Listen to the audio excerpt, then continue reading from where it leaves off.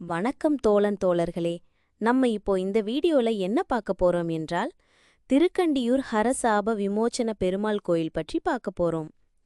திருக்கண்டியூர் ஹரசாப விமோச்சன பெருமாள் கோயில் தமிழ்நாட்டின் தஞ்சாவூர் மாவட்டத்தில் உள்ள திருவையாறு அருகே அமைந்த கண்டியூர் கிராமத்தில் அமைந்த இப்பெருமாள் கோயில் 108 திவ்ய தேசங்களில் சோழ நாட்டு 7வது திருத்தலம் ஆகும்.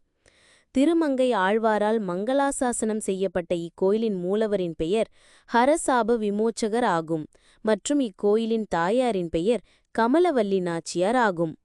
5 நிலைகள் கொண்ட கோபுரத்துடன் கூடிய இக்கோயில் 8ஆம் நூற்றாண்டில் சோழ மன்னர்களால் கட்டப்பட்டது. இக்கோயிலுக்கு விஜயநகர பேரரசர்களும் தஞ்சை நாயக்கர்களும் திருப்பணி செய்யப்பட்டது.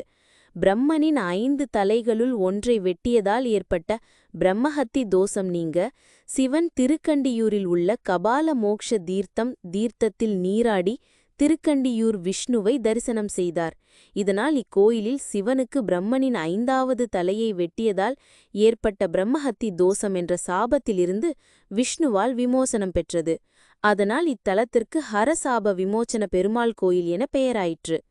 பிரம்மன் சிவன் மகாபலி சக்கரவர்த்திக்கு காட்சியளித்தவர் ஹரசாப விமோச்சன பெருமாள். இக்கோயில் மூலவருக்கு நாள்தோறும் 6 கால பூஜைகள் நடத்தப்படுகிறது.